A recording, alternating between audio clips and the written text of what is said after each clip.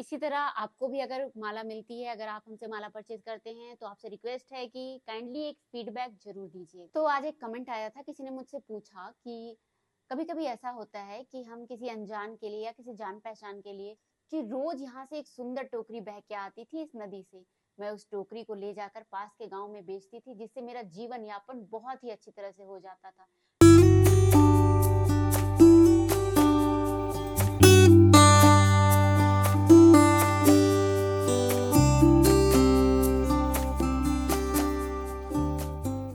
ये एक 27 मनके की सुमरनी का आज ऑर्डर है। ये 27 मनके की जाप माला है। तो इसका ऑर्डर आया है पुणे महाराष्ट्र से।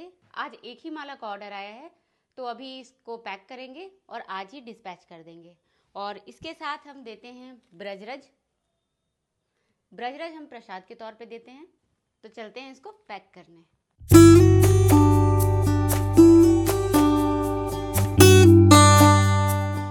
ये है बबल रैप, जिसमें हम माले को अच्छी तरह से पैक करके देते हैं। इसमें भी बहुत सारी क्वालिटी आती है, बहुत सस्ते दामों की भी मिलती है, लेकिन हम लोग अच्छी क्वालिटी का ये बबल रैप यूज़ करते हैं ताकि जब माला जाए ट्रांसपोर्ट में माला डैमेज ना हो। तो ये जो हमारा है ये 500 हमें कॉस्टली अधिक पड़ता है लोकल वाले से, तो हम अच्छी क्वालिटी का लाते हैं और अच्छे से रैप करके माला भेजते हैं ताकि कहीं भी माला डैमेज ना हो। आज खाने में बनेगी दाल, परवल की भुजिया और रोटी। हमारे यहाँ का मौसम बहुत अच्छा हो चुका है, यहाँ रोज़ बारिश हो रही है। कुछ दिन से यहाँ बिल्कुल बारिश भी नहीं हो रही थी, बहुत ज़्यादा गर्मी थी। अभी मौसम बहुत अच्छा हुआ है। सब्जियों के रेट भी काफ़ी हाई अभी जा रहे हैं। ये मेरा जो टमाटर है ये लास्ट हो चुका है, मुझे अब टमाटर भी लाना होगा। और ये परवल, ये भी 40-50 रुपये केजी मिल रहा है यहाँ पे। और ये हो रही है इनकी एक्सरसाइज, इनका डेली रूटीन। और हम बना रहे हैं इनके लिए कॉफ़ी।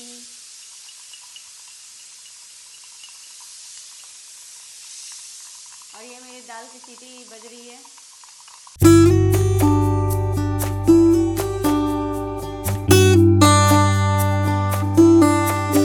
कपड़े भी आयरन करना है ऑफिस के लिए, तो कपड़े भी आयरन कर ले रही हूँ। रोज घर की सफाई करो लेकिन रोज घर गंदा हो जाता है, पता नहीं इतना धूल कहाँ से आता है। अगर कोई हमें साउथ से देख रहा है तो हमें वो स्टोन वाली चटनी ग्राइंडर लेनी है। स्टोन की रहती है ना गोल, जिसे स्टोन का ही रहता है वो पीसने वाला, तो वो हमें परचेज़ करना है। तो अगर हमें कोई साउथ से देख रहा है तो काइंडली हमें मैसेज करके बताएं कि हम साउथ में वो कहाँ से परचेज़ कर सकते हैं, क्योंकि वो बहुत अच्छी होती है। उसमें चटनी बनती है बहुत अच्छी, कुछ भी उसमें हम लोग ग्राइंड कर सकते हैं। चावल, भिगा हुआ चावल, दाल, किसी भी तरह की चटनी बन सकती है उसमें। तो आपसे रिक्वेस्ट है कि अगर कोई हमें साउथ से देख रहे हैं तो हमें काइंडली मैसेज करके बताएं कि वो हमें कहाँ मिल जाएगा।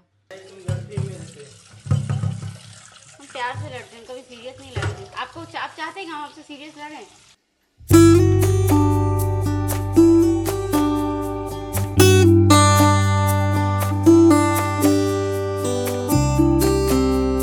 सारा काम कंप्लीट हो चुका है, ऑफिस के लिए निकलना है। तो जल्दी जल्दी मैंने टिफिन पैक किया, निकलते हैं ऑफिस के लिए। और एक पार्सल है, इसको डिस्पैच करना है।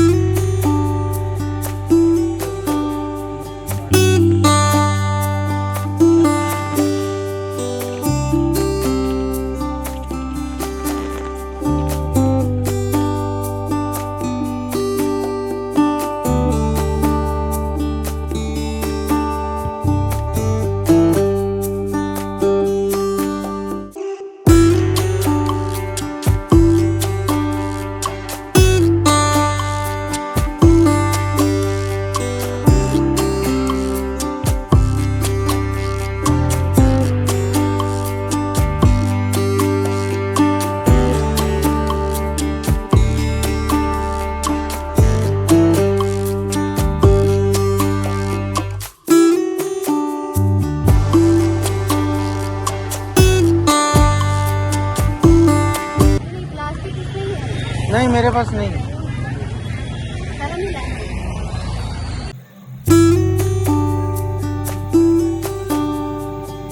ऑफिस से आने के बाद हमने की पूजा, चाय पिया और उसके बाद ये जो आप मकई देख रहे हैं इसे मैं अभी बॉईल करने वाली हूँ। ये बहुत ही ताजी मकई है, तो इसे 2-4 दिन पहले हम लेके आए थे, तो आज इसे हम खाएंगे बॉईल करके।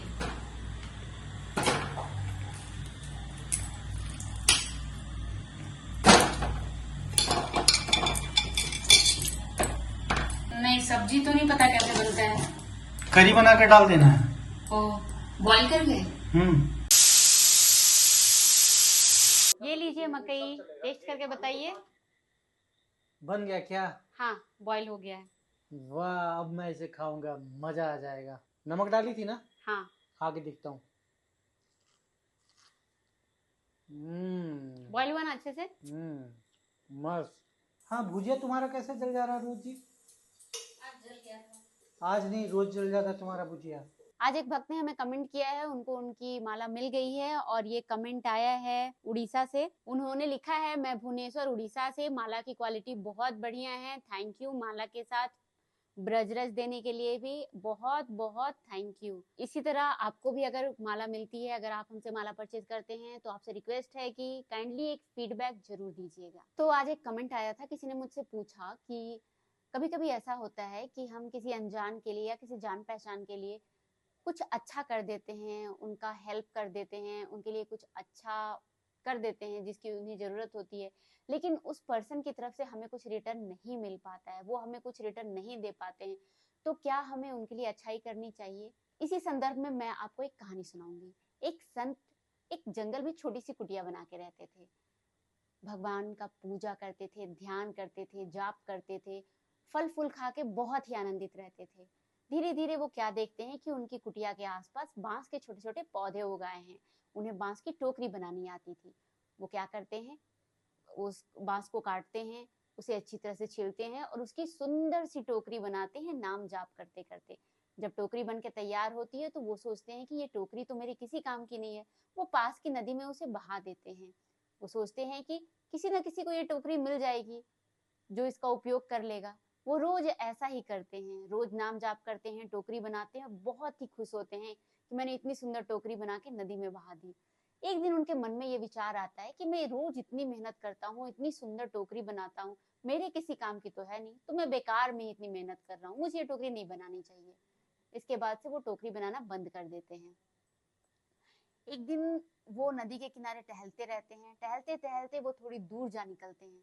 उन्हें एक बूढ़ी औरत की रोने की आवाज आती है। वो उसके पास जाते हैं और पूछते हैं कि माता तुम क्यों रो रही हो? वो औरत कहती है कि रोज यहाँ से एक सुंदर टोकरी बह के आती थी इस नदी से। मैं उस टोकरी को ले जाकर पास के गांव में बेचती थी, जिससे मेरा जीवन यापन बहुत ही अच्छी तरह से हो जाता था। लेकिन कुछ दिन से ऐसा हो रहा है कि वो टोकरी नदी से बह के नहीं आ रही है। मेरा तो खाने का इंतजाम भी नहीं हो पा रहा है। इसी के कारण मैं बहुत दुखी हूँ।